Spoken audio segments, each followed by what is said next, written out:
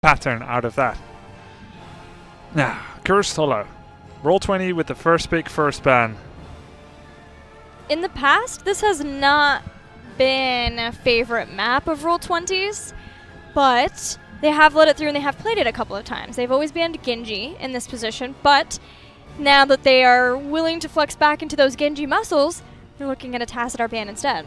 Yeah, you look at Chen Xiao, he's such a skilled ranged assassin, using Jaina as his secret weapon, but he's best known for his Vala play.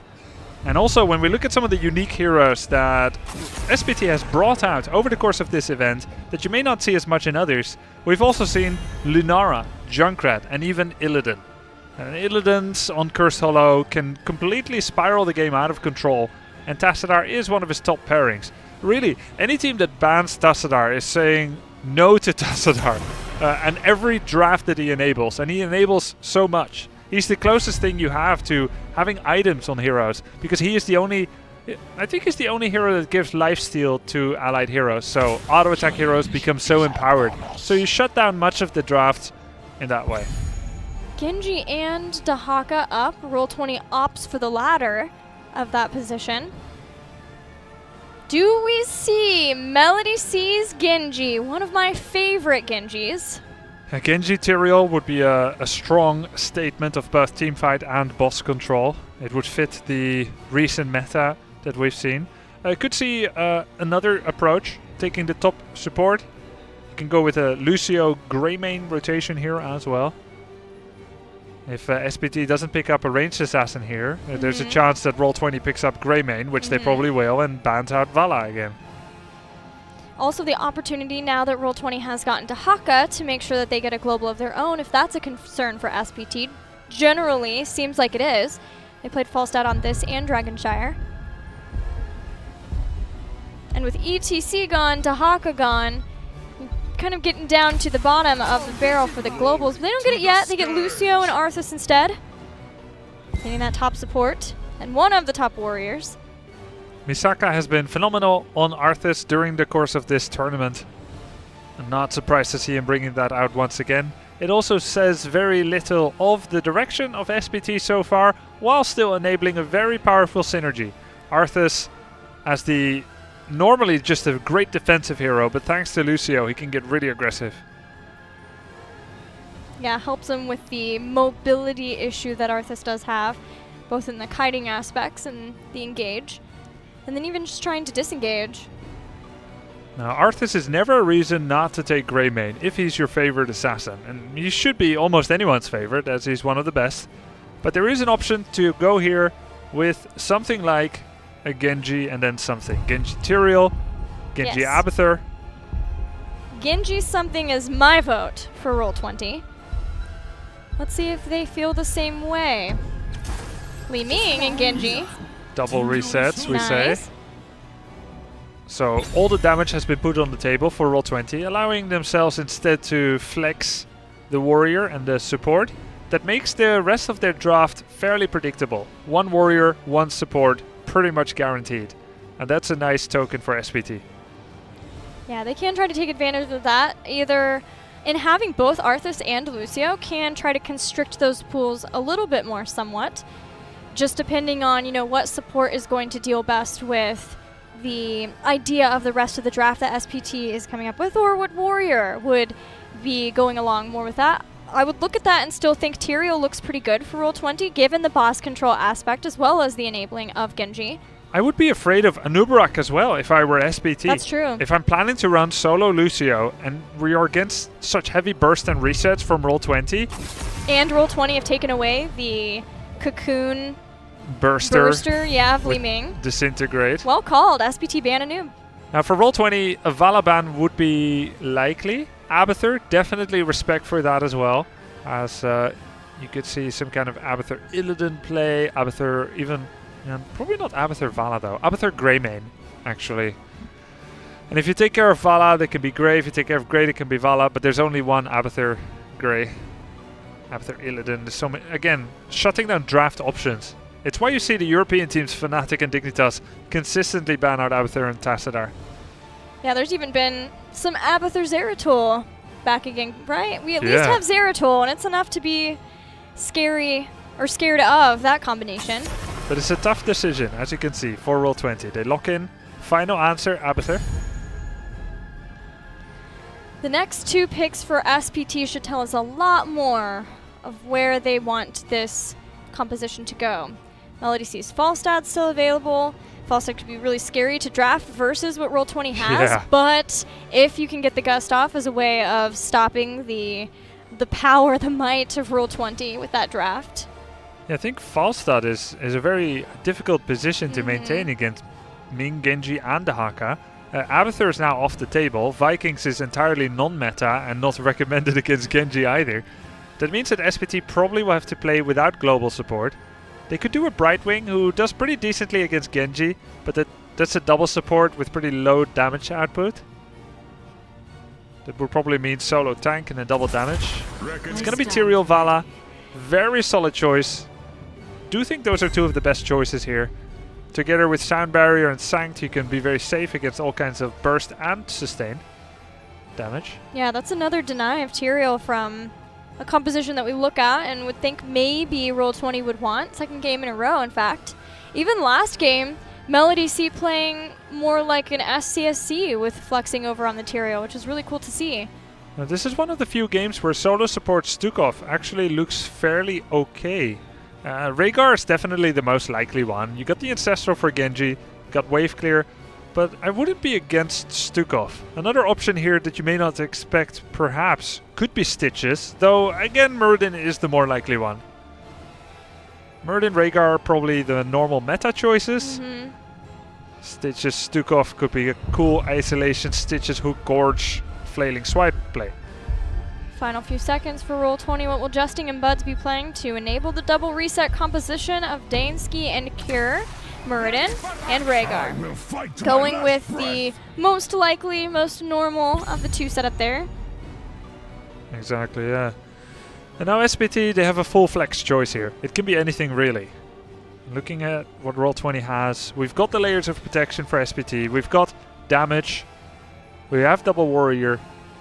Some form of extra engage could be nice. I would not even be against Medivh here.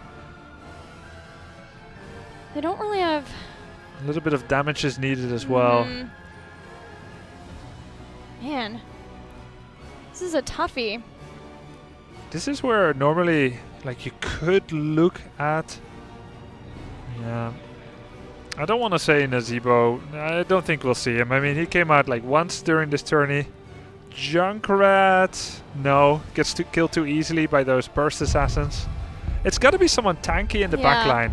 And I'm having trouble coming up with who. I almost wonder if they're going to triple warrior again. No, they go for another double support. Okay, just a triple warrior to try to stop. Just give no options for the double reset. But Uther is still tanky, gives a Divine Shield, has the burst heals to make up for the sustained on the lower end side of Lucio. And could go with Divine Storm. Giving up damage, possibly, in getting a second support here in Uther. Uther Lucio, not the heaviest damage. Vala does good damage, but possibly Divine Storm can give a little bit of extra lockdown on Genji. Hammer of Justice, point and click stun, follow into Divine Storm, maybe even with Benediction another stun.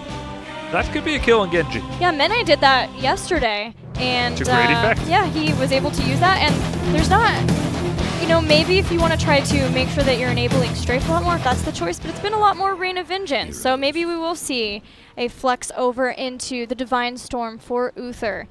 Roll20 here in the blue. Everybody playing as expected, as you would think. Dansky, once again, we get to see him back on Genji, which is a nice treat. And Justin now the main tank. He took Piercing Bolt before. I mean, the Perfect Storm, the bonus damage on Bolt. He took Haymaker on the successful Dragonshire Enterprise for Roll20. Gonna be going with that again. This is the Korean philosophy of Muradin play, whereas Europeans generally go for the third wind. A little bit more damage, allowing for resets. Can definitely get behind that argumentation. Also belief that he will be landing those Storm Bolts. Making sure that he's stacking that up. Shows confidence coming out from Justin, even despite losing the last game. Nice to see. SPT having Melody C on Lucio. This has been problematic sometimes in games for SPT. Melody C does fall victim to what Zalia called the Lucio syndrome at times, but also I've seen him make some very bold moves, like chasing away a Greymane from a camp so that he could steal a camp by himself. Yeah. Lots of scouting from LEDC, lots of disruption of rotations, which is what we're seeing now. So whenever you're wondering what to look at on the minimap, see what LEDC is up to on that Lucio. Yeah, for those who may be wondering what is Lucio syndrome, the belief that your amazing speed when wall riding can get you away from any sticky situation bar none, which turns out not to be true. You can get chased down and killed.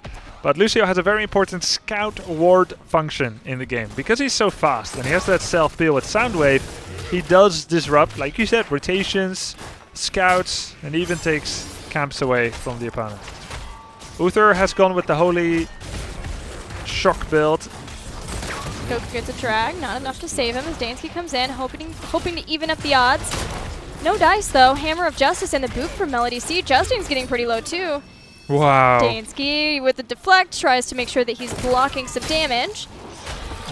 One auto attack away from death was Justin there. But SPT do get the first blood of taking out Dahaka, which is nice. He's the global hero, so he's right back into action. But it does give them some time to try to get some damage done to those towers in the bottom lane. The big question is, does SPT, it's basically the opposite of the last game, right? SPT, do they have enough to deal with what Roll20 wants to throw at them? In their case, trying to get the double resets, hitting with the Stormbolt, finding someone with the drag, getting the kill, and from there just snowballing team fights. They do have at 10 Sanctification, Sound Barrier, maybe a Divine Shield, maybe a Divine Storm to try to stop momentum. Yeah, even the armor from Uther. I think SPT has all the tools they need from both sides, really. There's a lot of playmaking potential, attack versus defense, bit more attack from Roll20, bit more defense from SPT. But it's going to be a very cool clashing of styles. A lot more even draft, I think, than last game. Well, let's see how it works in action for the first tribute fight of the game. Dahaka in the bottom as Rhaegar still rotating in. LEDC doing his thing as Lucio. Making sure to get the last bit of soak in the mid before heading on up. This is nice for the members of Roll20 that they have Dahaka who can clear out those giants. But SPT are close enough that they can still do damage to that at the same time. Channeling a Z to the H, wow, but the orb barely stops that channel. Now Dansky goes in using the Cyber Agility to get the Shuriken. With still a Swift Strike available. Looks like the zoning's going to be enough this time, though. Making sure that they're blocking all of the skill shots and pushing back everyone enough, knowing that Swift Strike was off cooldown. SPT gets the first tribute. But fantastic play by Roll20, really. In these situations, you need to be very good on your voice communications to let everyone know who is going to have the next interrupt, so that you don't overlap them. And you buy for maximum amount of time. Not only did Roll20 do this perfectly, but they also didn't lose anyone in the process, while fighting 5 members, dodging skill shots and doing maximum disruption. This allowed Dahaka to push out the tower top, which gives Roll20 a better experience and structural advantage, and also gives them the initiative on the Bruiser camp, where Rhaegar, even now, is taking the Bruiser camp, which will create a problem during the next tribute time. Yeah, it's taking him a little while to pick that up now with no Lightning Bond, but he gets it in the end, and still well in advance for the next tribute phase. Bruiser camp is now pushing. He could have chosen to actually delay it a little bit to make sure it truly overlaps with the tribute, but he felt eager to come up top. Understandable. His members are taking damage, and he's the only healer. So this tribute is interesting because it's one that Roll20 should feel compelled to contest because it's on their safe side, but with so many people lower in health, and that Hammer of Justice, the boop, and the follow-up hungering arrows. Goodness, he nearly went down. The repeating arrow coming in and paying off in dividends for SPT. But Justin still lives there, has second wind. He's actually going to go all the way back, though, to heal up. Surprising, yeah. He just wanted to make sure it happens a bit faster, presumably. I would have thought the value of staying nearby is a little bit more important than actually getting a full heal. He's hungering arrows. The travel time now with Murden, he would have pretty much been full life anyway, and he would have had the option of helping. I guess if things got really dire, they could have brought Dahaka in. He's going to start stalking in now, but Dansky is now low, even as Justin comes back. But Roll20 do find one kill. They take out Tyrael, who does some amount of damage with Archangel's Wrath. Not enough to keep Roll20 from poking here, though. Oh, Misaka is leaving. That means tribute has been given up. Call has been made. Roll20 has done what they needed to get this tribute. Well done by them. After getting Dahaka value out bot and middle value from Bruiser, Roll20 will collect a large wave of experience. Level 10 will be on the horizon for the next tribute. And now we're starting to look at bosses as well. If the vision control is done well by either teams, neither boss could be taken, but we could also see a trade. Yeah, and Roll20 needs to keep that in mind, especially with the Monster Hunter build of SPT having that Hungering Arrow build, which I have to say, Xianxiao played that last tribute fight very well. He put a lot of damage on both Justing, made him go all the way back, also doing a lot of damage to Dansky so that he was less lethal in that team fight. Bodes well for SPT, even though they are about to lose out on the heroic race, but they are not far behind. Vala really the only one that can take Mercamps very quickly, unlike for Roll20 where Liming and Rhaegar are both pretty good at it, as well as the Haka. So Roll20 is leveraging this to the best of their abilities. Now the tribute location is in the bottom, and that is so good for Roll20, as the Haka is the only one out top, and he can join easily. Yeah, but SPT not having Tin very fast, not having the rotation there in time, just going to give that up but try to sneak their boss instead, knowing that this is not an instant curse. Thankfully for SPT, they got the first tribute, and they have this mercenary camp pushing in mid. Roll20 committed a lot of resources down to this tribute, now realizing what the heck is going on. SPT had no intention of coming down to this. Instead, they get their boss.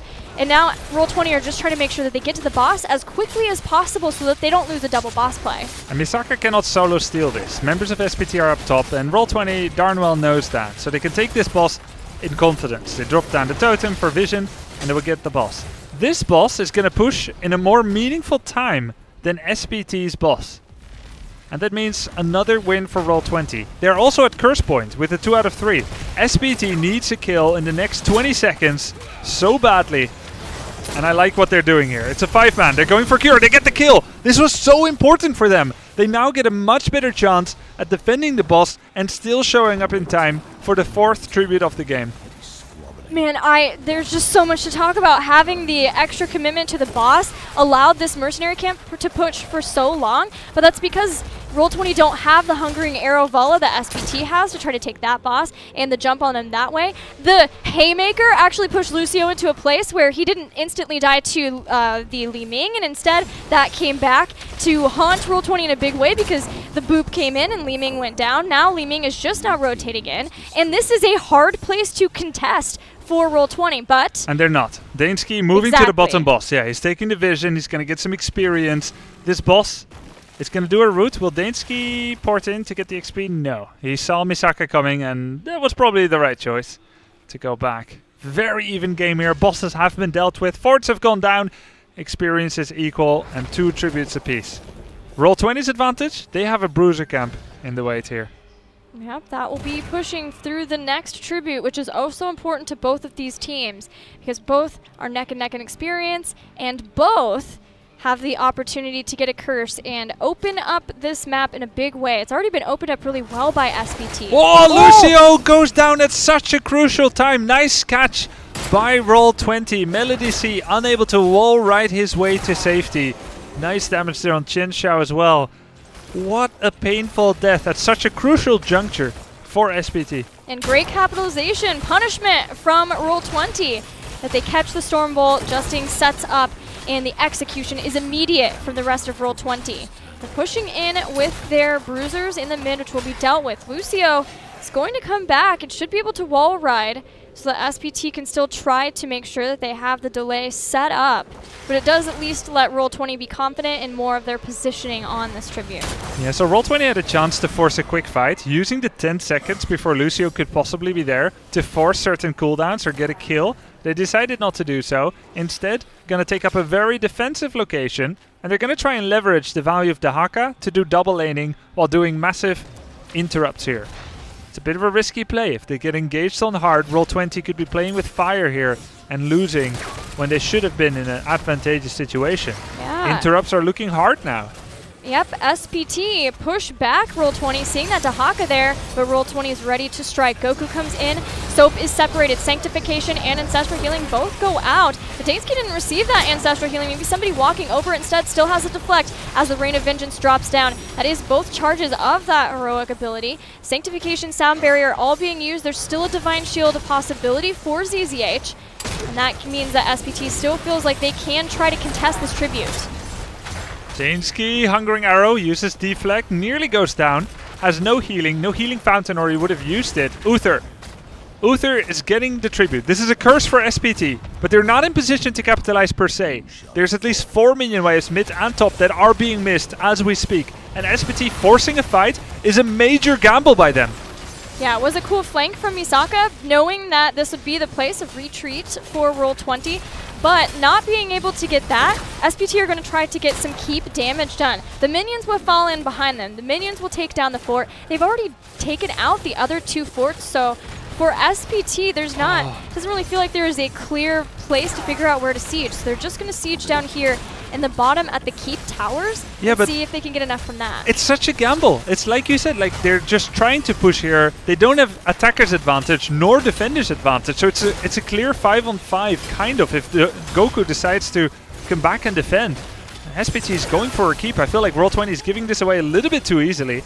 Justin maybe trying to get into a position so that he can Haymaker, but instead just dies as the Rain of Vengeance went down. Wave of Force temporarily splits SPT apart, but they will not be sated. They take out Rhaegar next, and now it's clearly a keep for SPT. Very greedy play by SPT to disregard global experience, so going for a vanilla keep pressure with equal levels, but even greedier play by Roll20 to play for value when the curse was already wasted. They still have Sound Barrier, they use it there. They still have Sanctification after the fact. They're going to use it here. They have the 16 advantage. SPT have the man advantage. It seems they might have every advantage as they're trying to bring down the keep, or the core. Tyrael goes down, that's extra damage from that. Vala has fallen, and that's a lot of the damage for SPT. Roll20 doing what they can, but the core is at 10% and still going down. It is not quite enough. SPT with 1 person left takes out the core of Roll20. Could not have been closer. Maybe 1 or 2%. Maybe 1 or 2% closer. Oh man. No, even if Arthas would have died here, probably SPT is still ahead. Right. I mean, they got a core at 1%. They lose boss bottom, and then maybe top, but yeah, there's always that backdoor threat. Yeah.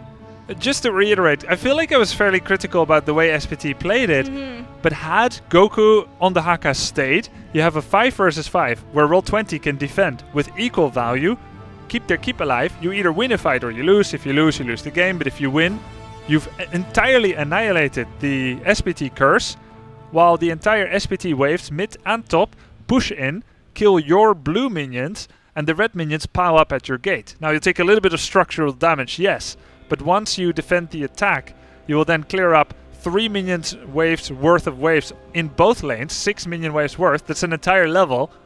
And if you had won that fight, suddenly Roll20 is looking at a 2-level lead on the opponent's curse.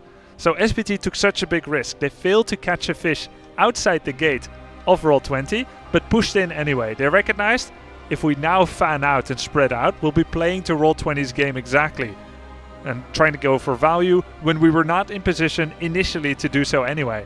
Very heads-up play by them by forcing that fight, recognizing, seeing Goku on the Haka on that map, and then taking a win right here.